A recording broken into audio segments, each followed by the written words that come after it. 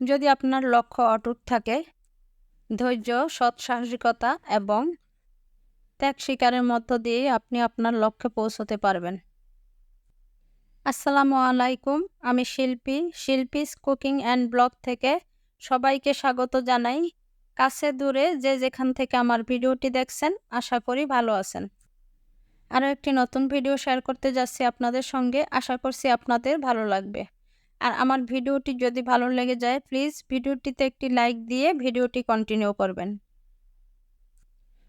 অনেকদিন মন মানসিকতা ভালো না থাকার কারণে এই কাজগুলো আসলে করা হয়নি।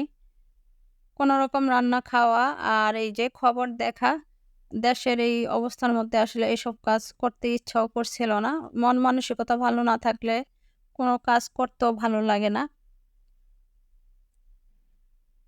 তো আজকে মনে হলো না এই কাজগুলো করে নেই। কারণ অনেকদিন ক্লিন করা হয় না। মানে ভালোভাবে পরিষ্কার করা হয় না আরকি। তো আমি আসলে অফ ক্যামেরা সবকিছু ক্লিন করে নিয়েছি। কারণ ক্যামেরা অন করে যদি আমি এগুলো মোছামাছির কাজ করতাম তাহলে অনেকটা সময় লেগে যেত। কারণ ক্যামেরা অন করে কাজ করার মধ্যে অনেক বাধ্যবাধকতা থাকে। যেহেতু আমরা ক্যামেরার সামনে আসি না, তাই আমাদের জন্য একটু ক্রিটিক্যাল হয়ে যায়। আর এই তো দেখিয়ে দিচ্ছি যে কতটা আসলে নোংরা হয়েছিল আমার এই ওভেনগুলো। এতেই বোঝা যায় আসলে আমি কতটা কাজ করেছি এই কয়েকদিন বাসার ভেতরে। কোনরকম খাওয়া, বেড গোছানো এই আরকি, যেগুলো না করলেই না, ওই কাজগুলোই করেছি। বিশেষ করে এই মাইক্রোওয়েভের ভেতরটা অনেকটা ময়লা হয়েছে। কারণ খাবার গরম করা হয়েছে কিন্তু কোনো মোছামাছির কাজ হয় নাই ভিতরে। আর আমার এই মাইক্রোওয়েভটা অনেক বেশি ব্যবহার করা হয়। বিশেষ করে আমার ছোট মেয়ে আর তার বাবা, এরা ২ জন হচ্ছে ঠান্ডা কোনো খাবার খেতেই পারে না। ১ ঘন্টা আগে রান্না করা খাবারও ওদের আবার গরম করে খেতে হয়। এরকম অবস্থা আরকি। আর যেহেতু আমার বাসায় গ্যাসেরও একটু প্রবলেম থাকে, তাই মাইক্রোওয়েভটা একটু বেশি ব্যবহার করা হয়। সকালবেলা দেখা গেছে যে আমি একবারে চাটা বানিয়ে রেডি করে রাখি আরকি। যখন যার প্রয়োজন হয় সে হচ্ছে ওভেনে দিয়ে গরম করে তারপর খায়। যাই হোক, আমি মাইক্রোওয়েভটা আ ক্লিন করে এখন ইলেকট্রিক ওভেনটা ক্লিন করে নিচ্ছি। আর ইলেকট্রিক ওভেনের উপরে যে আমার কাপড়টা ছিল ঢাকা, যেহেতু আ আমার ওভেনগুলো রান্নাঘরেই, কিচেনেই।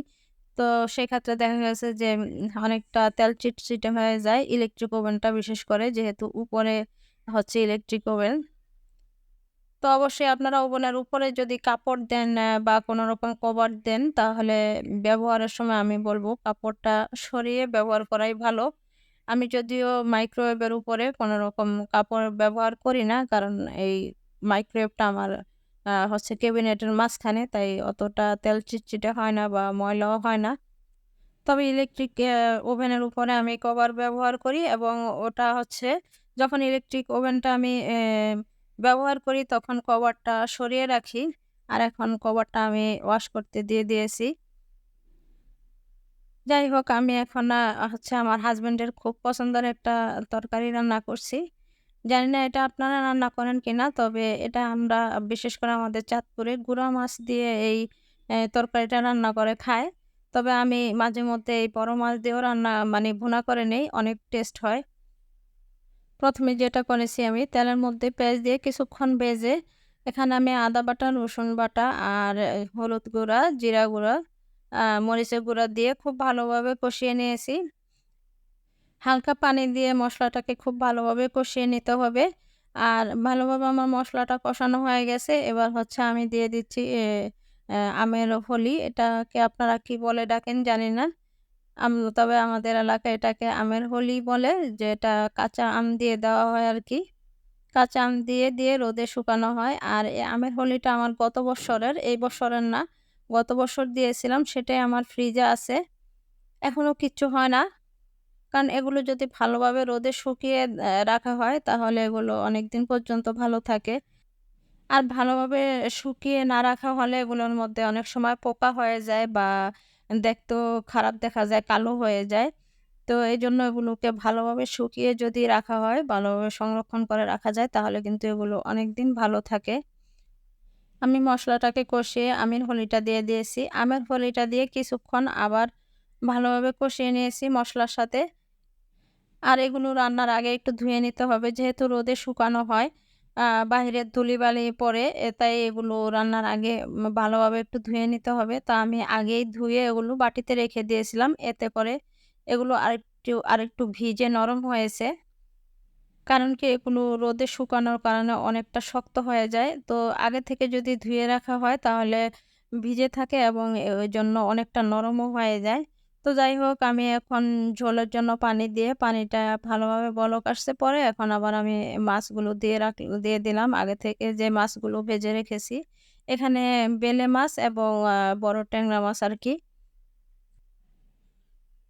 তো এই তো আমি একটু গ্যাসের অবস্থাটা দেখিয়ে দিলাম কতটুকু গ্যাস আছে। তারপরও আমার চুলার এই বার্নারগুলো যেহেতু বড়, এতে করে আমার একটু সুবিধা হয় যে যে পরিমাণ গ্যাসই থাকে একটু মিডিয়াম গ্যাস থাকলেও আমার রান্না হয়ে যায় মোটামুটিভাবে। ভিডিওর এই পর্যায়ে এসে পুরনো সেই কথাটাই বলবো। আমার ভিডিওটিতে একটি লাইক দিয়ে ভিডিওটি কন্টিনিউ করবেন। আর আপনি যদি আজই আমার চ্যানেলে নতুন হয়ে থাকেন তাহলে চ্যানেলটি সাবস্ক্রাইব করে দিতে পারেন। আর এই ভিডিওটি যদি আপনি ফেসবুক থেকে দেখে থাকেন তাহলে পেজটি ফলো দিয়ে রাখতে পারেন। আর এই কাজটি যদি আপনি করে দিয়ে থাকেন তাহলে আপনাকে অসংখ্য ধন্যবাদ। যাই হোক আমি রান্নার একবারে শেষের দিকে আমি কিছুটা টালা জিরা গুঁড়া আর কয়েকটা কাঁচামরিচ ফালি করে দিয়েছি। আর ১ম এ তো আমি দেখিয়েছিলাম যে আমি ডাল রান্না করেছি। তো আজকের শর্টকাট খাবার হচ্ছে ডাল আর মাছ ভুনা আর এই তো আলু ভর্তা। তো আলুটা আমি অফ ক্যামেরায় সিদ্ধ করে নিয়েছি। আর এখন সরিষার তেল দিয়ে ভালোভাবে মাখিয়ে নিয়েছি। আর আমি আলু ভর্তায় পেঁয়াজ ভেজে তারপরে আরকি দেই। কাঁচা পেঁয়াজ একেবারে কাঁচা পেঁয়াজ দেই না। তো এই তো আমার আজকের খাবার হচ্ছে দুপুরে ডাল, আলু ভর্তা আর মাছ। আর এখন হচ্ছে সন্ধ্যার নাস্তার পালা। আর এই তো আমার ছেলেমেয়েদের এই নাস্তা হলে আর কিছুই লাগে না। তারা তো মহা খুশি। বাসায় মিনি সমোসা ফ্রোজেন ছিল। তো আমি না জেনেই হচ্ছে ওদের জন্য সমোসা ভেজেছিলাম। পরে দেখি ওদের বাবা ওদের জন্য নাস্তা নিয়ে এসেছে। আজকের মতো আমি ভিডিওটা এখানেই শেষ করছি। আল্লাহ হাফেজ। আসসালামু আলাইকুম।